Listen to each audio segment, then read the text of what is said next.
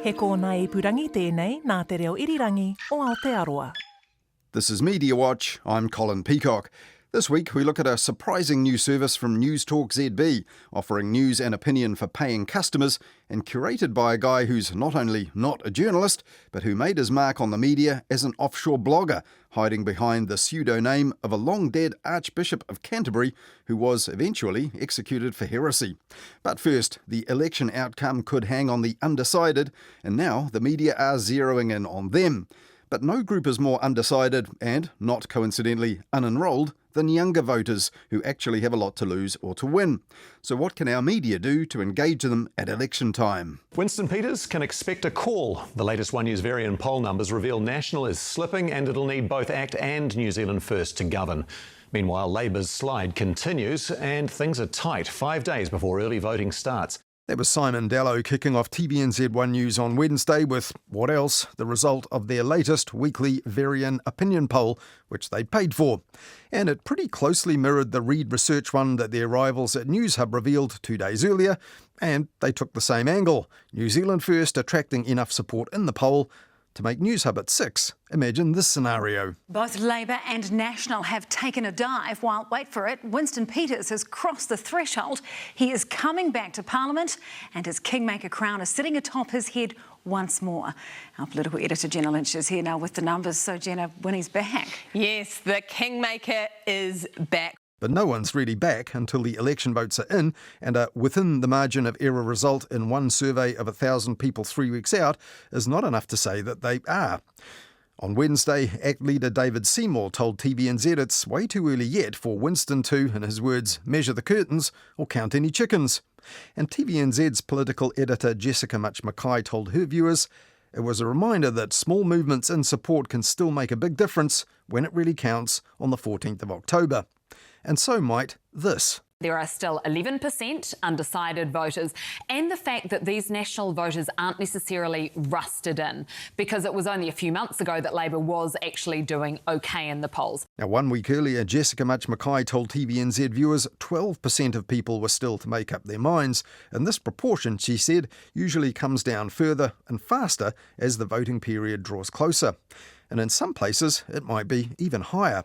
In her Mata pre-election report from the Ikaroa-Rāwhiti region last week, Mihianarengi Forbes said that polling there had found almost a third of voters were undecided in that Māori electorate, running from Gisborne all the way down to the Western North Island and the Hutt Valley.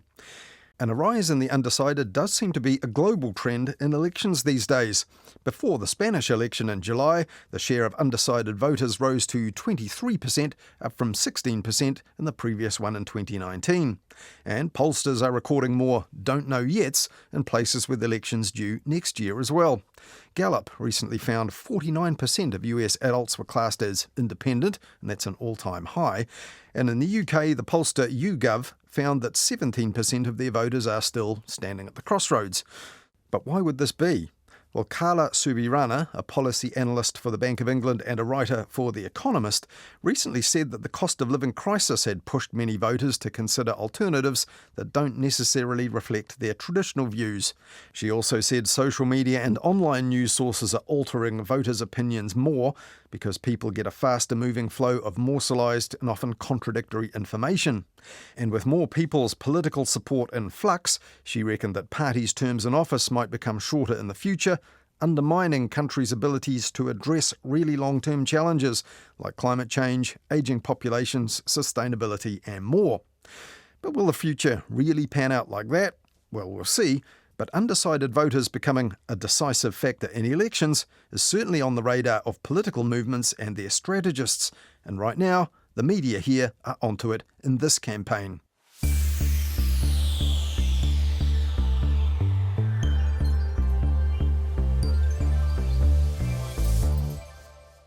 If the undecideds are now looming large, many of the young are under-engaged, and on Morning Report on Wednesday, Anna Sargent said 36% of 18 to 24-year-olds are not yet enrolled to vote, and that compares to just 2% of those over 60 years of age.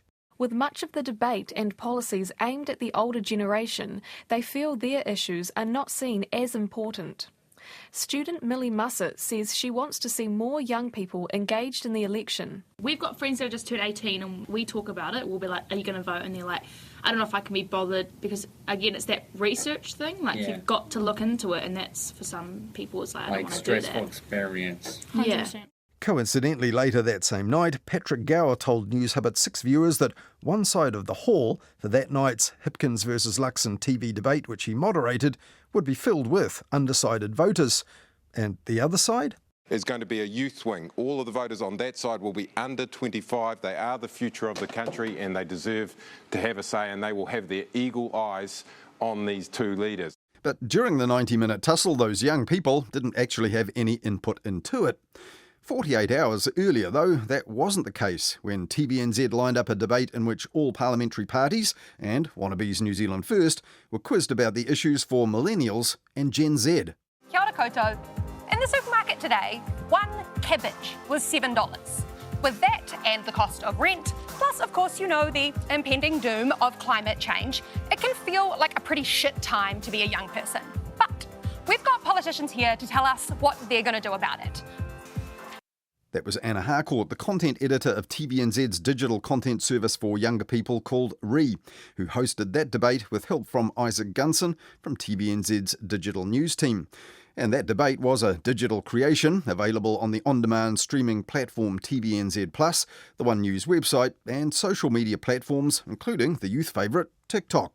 But it wasn't on old-fashioned TVNZ1, which seemed a pity because even the not-quite youth-adjacent and almost certainly non-habitual TikTok-using primetime TV viewers would have been informed and entertained, and, like the other TVNZ debates, the issues up for debate were informed by Ipsos research, which found that the top concern for those younger voters was the same one it's been for every other group so far.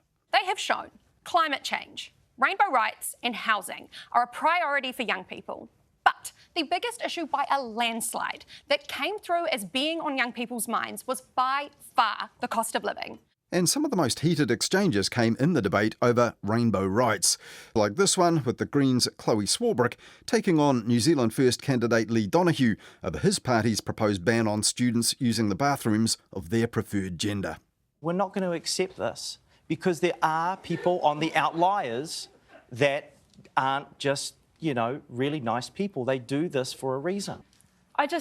If you want to talk about the actual stats and the actual evidence and the actual data, what we know full well is that our trans and non-binary and gender minority whānau are disproportionately represented in mental ill health, addiction and suicide statistics. Yes, and we don't want to encourage. And mate, it's driven by rhetoric from the likes of your party. No, it's not. And I expect... It's driven by rhetoric by your party, which is encouraging it in young children. That's why we want to remove it from schools. Okay, More kids now are transgendering or transitioning than ever before.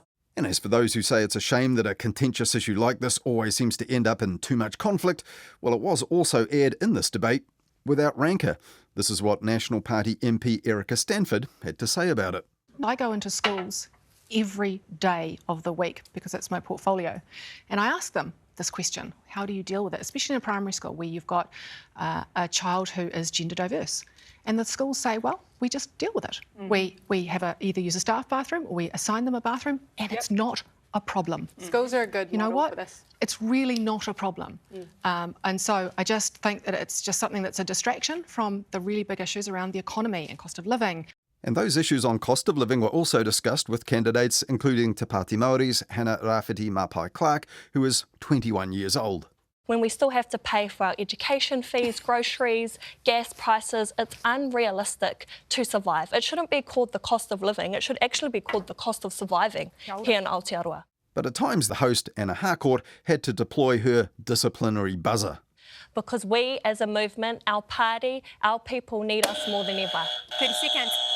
Now, the buzzer-bashing debate host Anna Harcourt there has been with TVNZ's RE News ever since it started 6 years ago, making it the most comprehensive and established effort of any of our major media companies to reach younger Kiwis with news and issues. Anna, who's now content editor in her RE News team, picked up several of this year's Voyager Awards for journalism when they were up against general mainstream news media outlets for those prizes.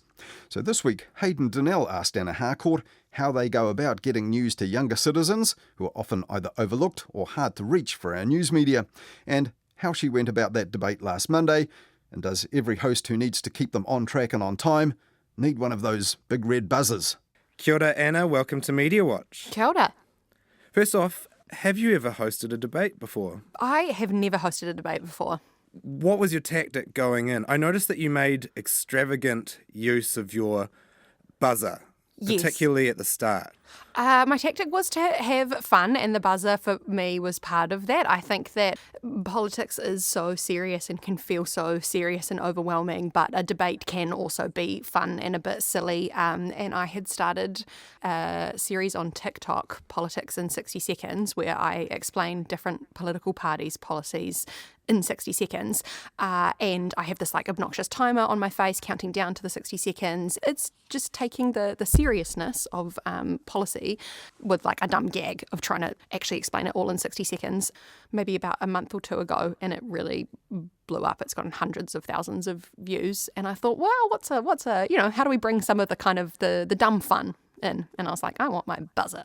Where did you get the buzzer from? Like, did you have to nick it out of the old set for Wheel of Fortune or something, go rummaging around in the TVNZ basement? Producer for the debate, Caitlin McGee, ordered it online. Yeah. Did you test the buzzer sound before you did that? Did you want a particularly obnoxious buzzer? The buzzers only arrived on the day, maybe the day before. We thought the buzzer was never going to make it, but it showed up just in time, just in the nick of time. TVNZ, back in the days of Wheel of Fortune, Sale of the Century, they would have had dozens of buzzers lying around. Now you can't even get your hands on a buzzer. No, I disagree. We were able to order a buzzer, and the buzzer arrived. That's the company line for sure, but I'd say that TVNZ has definitely let itself down in this area. I'm certain there's probably buzzers all through the building. I wouldn't know where to find them. Okay. It was a really attention-grabbing debate. It was fiery at times, and I know you can't really be objective on this, but what was your assessment of how it went? It's really enjoyable having the 6 political parties being able to get that range of opinion, and that helps make it, like you say, it helps make it fiery. I also think it makes it hopefully useful for younger viewers, for people who maybe don't already know heaps about politics, seen, shared on Instagram and things like that. Some people saying, I watched this with a 20-year-old that I know who's a first-time voter and who hasn't already engaged with this stuff, and that actually this was a really helpful kind of like 1 hour way to get a good sense of what each party is putting forward for younger voters, which is what I was really, really, really hoping that it would be. These multi-party debates don't necessarily get the same platform and the same audience. For instance, this one was just on the TVNZ Plus platform, which is really successful and well watched, but should it have had an audience on linear TV as well? Should it have been on TV1? The idea behind it is we were trying to target younger voters and younger audience members, and the reality is they watch things on the internet. For us, it was really important that we live streamed it on TikTok. We got thousands of viewers watching it on TikTok, and there was people in the studio control room making it so that it was the live broadcast, which is in like a landscape format, in live time reconfiguring it so that it's in a vertical format, so that it's really easy and nice to watch just on your phone. We had the live stream on the Renews YouTube, which is also now getting, tens of thousands of views. And the people that I know, the people my age and younger, aren't engaging with broadcast linear television. They watch everything on their phones or everything online. So that was the idea behind it. But watching it and hearing some of the arguments that were advanced, they were really coherent. They were eloquently expressed. And I thought, they're probably better than some of the ones at the Chris versus Chris debates, and honestly, an older linear TV audience could have benefited from hearing these. I think there's always room for older audiences to pay attention to what younger people are thinking and feeling. So I definitely hear your point on that. I think that for older audiences, maybe older audiences should be paying attention to what political parties are promising younger voters, because it is the younger voters who are going to, be living with the consequences for a longer time. Younger voters, I think it's 61% or 64% are enrolled to vote at the moment compared to 90 plus and all of the older demographics. Because of that, youth issues are seen as niche, then they don't get the same coverage, and then youth participation lowers again. Is it kind of a vicious cycle? Yeah, I don't know what the solution to increasing youth voter turnout is, and it's something that people have asked me. I have to be focused on putting good, useful, credible information in the places that young people already are. They're spending their time on TikTok. Okay, well, TikTok, sometimes it can be a pit of misinformation and like stupid dance videos, but actually it's also 40% of Gen Z are now using TikTok as a search engine instead of Google. They're not even using Google. People are there. They're looking for information. They're looking for useful, credible information. And if I can help put useful, credible information, the policies from political parties across the spectrum, if I can put that on TikTok, and if hundreds of thousands of people can watch it and engage with it, then that's my hope that will be useful in getting young people engaged in politics. Do you think part of the problem is that lots of people don't have that attitude? They think when they're serving young people, it's about putting wacky stuff up or just entertainment-focused stuff, and they're not treating youth with enough respect as really serious political actors who care about serious topics. I definitely think that with Read News, that's kind of like our entire driving force is taking it seriously, but doing it in a way, in a tone and in a format and in a location that resonates with younger audiences. So we've always believed, well, not even believed, just known. We've always known that younger audiences or younger people in New Zealand really care about politics, really care about current events, really care about the world. And I mean, it's evidenced even with things like School Strike for Climate, you know, like it was the 16-year-olds who are marching in the streets by the thousands for climate change. You know, like that's a very significant sign that young people do care about the world. Just because they're not subscribing to newspapers doesn't mean they don't care and that they're not interested. And so it's our job to make sure that we're putting the news and current events information in a place that they'll interact with it. You mentioned climate change. Now, that reminded me of one of the exchanges that we had on stage. Lee Donoghue from NZ First, who answered a question about whether he was worried about dying in a climate disaster with the fact that he'd been struck by lightning at an Iron Maiden concert. Are you afraid of dying in an extreme weather event caused by climate change? No, I'm not afraid. You've been, I have to ask, what? Yeah, I was in Rome with a friend of mine. We went to an Iron Maiden concert and we were walking over this bridge and I was like, wow, look at that lightning, that's pretty cool. Bam! And wow. Yeah. Not climate change related, but that is a very interesting story. Thank you. It was an odd dynamic, though, wasn't it? Where you had these 5 quite serious politicians, and then it seemed that he was almost a figure of fun at some points. The lightning moment was, I did not see that coming. Neither did he. You never see lightning coming. You don't see it coming until it hits you. So many politicians, it turns out 3 politicians have been hit by lightning. Maureen Pugh from National has been hit by lightning 3 times. Labour's Aisha Verrill has been hit by lightning as well. I've never met a person in my entire life ever who's been hit by lightning. So that was very interesting to me. So many politicians have been hit by lightning. The stats on lightning strike victims in New Zealand Parliament compared to the general population has to be so out of whack. It's definitely a topic for a researcher, some academic somewhere. Can you look into that? Because I'm definitely interested. Because actually a lot of the debate ended up centering on Lee Donoghue in a way because he was so out of place. He was obviously defending his party leader's views on trans issues and bathrooms and all this sort of stuff. So was that quite a difficult thing to handle? Well, it was up to the parties who they put forward. So it was really important to us that the parties put forward their candidates rather than, like, for example, their youth wing leaders. We really wanted the parties to be putting forward their MPs or their hopeful MPs, because we want politicians to be taking a youth debate seriously and be taking youth voters seriously. So the nature of the political views at the moment across the parties really meant that you did end up with those kind of fiery moments between Greens and between New Zealand First. Some of these debates, they'll have like a member of the public asking a question. You made use of some of Ree's past reporting, right? So instead of audience questions, sometimes you had your own clips, your own news reports. Yeah, we wanted to be able to show, I guess, some of the human face of the issues that we're talking about. You know, when we're talking about climate change, we opened that segment with the story of Jaden, who's a young person whose house got completely destroyed by Cyclone Gabrielle. You know, he lives in Napier, and the video's him walking through his completely destroyed, uninhabitable house and talking about the climate anxiety that he now experiences, you know, the panic that rises up in him every time it rains now. During the, you know, the cost of living segment, we played a piece talking to young Pacifica high school students in Auckland who are working, some of them up to 50 hours a week, as well as going to high school, doing overnight shifts and trying to show up for school in the morning. I work approximately 25, 26 hours a week. I work 25 to 30 hours per week. I work 25 to 30 per hours a week.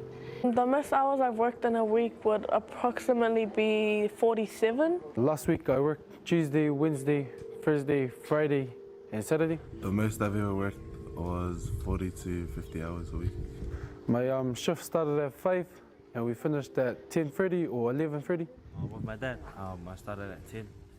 Now, RNZ is making its own forays into youth programming with tahi and stuff like that. We don't exactly have the youngest audience or the most diverse audience. Now, is Re at TVNZ a bit of a template to follow? And what are the lessons there? Is it that if you're making youth program, it doesn't have to be light or fluffy, that serious issues really in demand? Yeah, I mean, I definitely can't. It's not for me to say what exactly any organisation should or shouldn't do. I think the sweet spot really is that we found is in the balance between serious and light. So the topics that we deal with, the, you know, news reporting that we do, the current affairs that we do, you know, our long form documentary series, we take on, you know, big topics, the climate change impact of our dairy industry, that kind of thing. But we also try and do it in a way that isn't just like, oh, it's very serious time to be very serious now. You know, we still let ourselves be ourselves, and if there is something fun, then we can do something fun. Or if there is a, you know, with my Politics in 60 Seconds TikTok series, it's serious content, but it can have a little bit more of like the dumb gag of trying to do the 60-second timer. And, you know, I just filmed that in my own house, just wearing whatever, you know, tracksuit that I happen to be wearing that day. I think that there is a real power in taking serious topics, but balancing that with a lighter treatment. Previous generations found authority in formality. The authority figures, whether they be politicians or police officers or anyone, a serious man in a suit speaking formally, speaking perhaps sometimes, you know, putting on a serious or a serious voice. Younger audiences find that inauthentic. They think, oh, that's not how you actually talk. That's not what you wear on the weekend, is it? Younger audiences find authenticity to be credible. So they find someone who's talking the way that they normally talk, who's wearing what they normally wear, who's in the place that they normally are in. They find that believable. Don't be cringe. Yeah, it's hard. I mean, it's hard to not be cringe. Is it cringe to be an old man on the radio talking about cringe for young people? Yeah, I mean, there'll definitely be people who think that I'm cringe. But also, there's a saying that I heard, don't kill the part of you that is cringe. Kill the part of you that cringes. And that's just what I try to think whenever I'm worried that I'm being like, oh, am I being lame or embarrassing? Yeah, I probably am, but like, whatever. Okay. Well, there's some really useful lessons there. Anna, you've been at RE since it started about 6 years ago. It's probably the most comprehensive service catering to youth audiences from any media outlet. Do you think that every media organisation needs to have its own version of RE? I can't necessarily say whether every organisation needs its own version of RE, but every organisation absolutely needs to be thinking about their future audiences, and if they have an audience base who is ageing, how are they going to engage with the digital generation? How are they going to make sure that the generations to come and the decades to come, not only how are they keeping their audiences, but also how is New Zealand going to stay informed? How are younger people or digital users going to be informed about their world? How are they going to be getting their news and current affairs information? I also think it's really, really important for organisations to back their younger ventures. I think that places have, one of the things that's made Re so successful is, number one, I think we do genuinely have really good ideas and we keep experimenting, we keep trying, we keep learning, but also TVNZ has really backed us, and even if new things aren't perfect, even if they're getting criticised, it's really important to still just keep on persevering. Not the same, right? But that was the criticism with Today FM when it ended. They said, well, you didn't even give us a chance to try and to sort out all of the early wrinkles. Yeah, my heart really breaks for people who are trying new ventures, and when people just kind of want to really criticize them and tear them down, because I know what it's like to start a new media platform. Like when we started Re News, we were trying something completely new. Some things didn't work. Some things worked amazingly. You have to be able to, not every single story went viral, but a whole bunch of them did. And so we learn from that and we go, okay, cool, so this is what's working. Yeah, you have to be able to back new vehicles for engaging younger audiences, because if we aren't allowed to try and keep trying, then I do worry about the future of media in New Zealand. Thank you so much for joining me, Anna. Thank you very much. That was Anna Harcourt, the content editor at Re News, which is TVNZ's digital service targeting younger Kiwis with news and content on the media platforms they usually use. And last Wednesday, she hosted a lively and informative youth-focused election debate, along with Isaac Gunson from TVNZ's digital news team. If you missed it, you'll find it on TVNZ Plus in the Your Vote section of the app or the website, which itself is pretty hard to miss now that the election campaign is in full swing.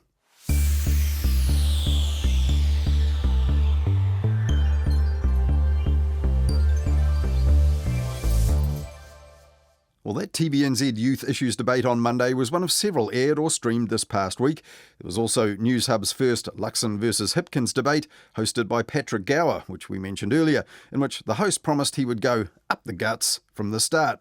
And he was probably looking for a little more guts from Christopher Luxon when he asked him if Winston Peters was good or bad for the country.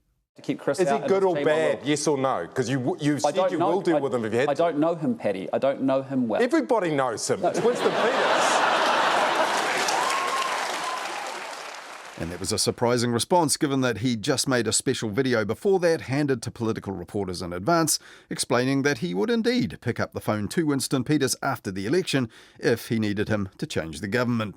I looked at that and other special election coverage from the past week in this week's Midweek Media Watch on Nights with Mark Leishman last Wednesday. If you missed it, Midweek Media Watch is on the Media Watch page of the RNZ website, our section of the RNZ app, or available for free wherever you get your podcasts.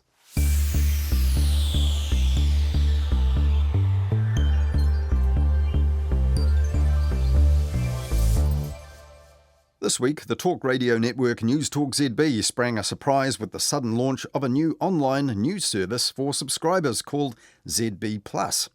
Now, it wasn't a surprise that the owners NZME would put up another paywall for its content. It already offers digital subscriptions for the Herald's premium content and journalism and its fashion and lifestyle stuff called Viva. And NZME also owns Business Desk, whose business stories are behind another paywall, and it also runs one for the Listener magazine's content on the Herald's website. But while all those were launched with a bit of a hiss and a roar, this one arrived with no advance notice this week until the New Zealand Herald's editor-at-large Shane Curry broke the news on the Herald's website on Tuesday. So what will people who pay a premium for ZB Plus actually get? Well, on the ZB website, they promise this. You'll find no mealy-mouthed, non-committal utterances here. News Talk ZB gets straight to the point with the best opinion writers and exclusive news you can always trust. And ZB Plus also says that it offers leading opinions from today's opinion leaders and that our writers and reporters will call it as they see it. Though most major news organisations are usually at pains to say their reporters don't actually do opinions, they just report the facts. Now, previously, Shane Curry, who the Herald calls its media insider, had revealed the paywalls that the Herald's rivals at Stuff were planning to put up for their local news, which was a headache for Stuff at the time because it wasn't quite ready to launch and didn't really want the world to know its commercial details. But the ZB Plus website went live on ZB's own website last Tuesday, just as Shane Curry's story about it hit the Herald site. Now, the Herald and ZB are, of course, owned by the same company, NZME. So was this a coincidence, or was this a bit of commercial choreography? Or curryography, even? Well, a disclaimer on Shane Curry's story made it clear that he did know all about this paywall plan before Tuesday. Media Insider columnist Shane Curry has been helping recruit several columnists for the new venture. And those first columnists are an interesting bunch. A couple are already ZB contributors and broadcasters, such as Fran O'Sullivan, NZME's editorial director of business, and also the managing director of NZ Inc., whose mission is to enable New Zealand business and leaders to succeed by staying informed on current events. Now, Jamie Mackay presents NZME's rural show The Country, and company director Bruce Cotterill already does regular opinion pieces for the Herald. And the boss of the New Zealand Initiative think tank, Oliver Hartwich, already writes columns of his own as well, as does former ACT Party MP Muriel Newman on the website of her own think tank, the New Zealand Centre for Political Research. And add to that lineup Catherine Rich, a former National Party MP who formerly lobbied for big food retailers at the Food and Grocery Council. And it's all looking like the straight-talking opinions on ZB Plus are likely to be right-leaning and pretty pro-business. And the editor in charge of all this is Philip Crump. Now, in his Herald story, Shane Curry called him a well-known writer, but that's a bit of an odd description of a lawyer who was unknown in the media until recently, at least under his own name. But he did gain some notoriety through his Substack newsletter and Twitter account under the pseudonym Thomas Cranmer, the name of an Archbishop of Canterbury back in the time of Henry VIII, who was eventually executed for heresy. Now, this modern-day blogger's motivation, though, appeared to be transparency. His modus operandi was combing through documents in the public domain or obtained under the Official Information Act about government projects and state agencies.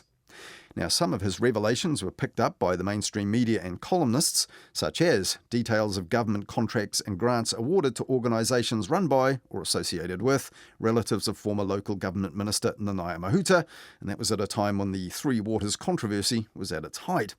But recently, media writer Daniel Dunkley at NZME-owned Business Desk put two and two together after reading an anguished online Thomas Cranmer essay which was published by the UK-based Spectator, in which he argued that New Zealand was being deeply damaged by identity politics and intersectionality. And in that recent article, Unmasking Philip Crump, he told Daniel Dunkley New Zealand would be better off with a more partisan press, a bit more like they have in the UK. So maybe ZB Plus will be something like that, but why would NZME put a non-journalist in charge of an outlet which says no story will be off limits for news and commentary? Well, this week, Mediawatch asked to speak to NZME's Chief Digital and Publishing Officer Carolyn Louis and the ZB Plus editor and transparency enthusiast Philip Crump. But NZME said through a spokesperson they declined to comment on this occasion, though they did thank us for the opportunity. Well, News Talk ZB already has a lot of radio hosts airing their opinions often, and many are strident and lean to the political right. And, as we mentioned, many of ZB Plus's contributors already put their own opinions out there online. And some of Muriel Newman's ones for her own Centre for Political Research are pretty out there as well. For instance, she railed against vaccine coercion a few times during the COVID crisis, and just one day before the ZB Plus announcement, she published a column condemning the news media like this. Most mainstream media organisations accepted handouts from Labour's $55 million Public Interest Journalism Fund and, as a result, became echo chambers for government propaganda.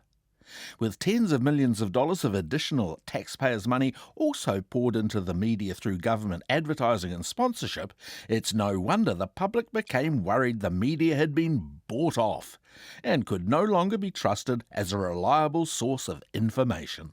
Coincidentally, NZME was one of the biggest media beneficiaries of government support. It accepted millions in wage subsidies, as well as advertising and a chunk of that Public Interest Journalism Fund funding.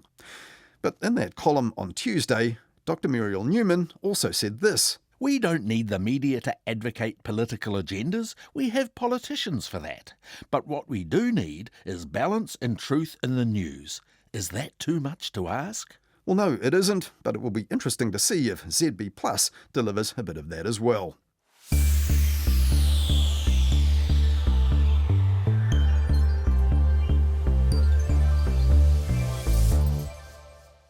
Late last week, news that was essentially inevitable for many in the media industry finally broke, yet somehow it had felt that way for so long that some began to think it might never actually come.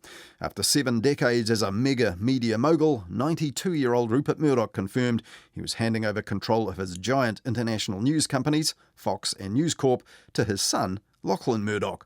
But this wasn't a retirement or resignation as most people would know it.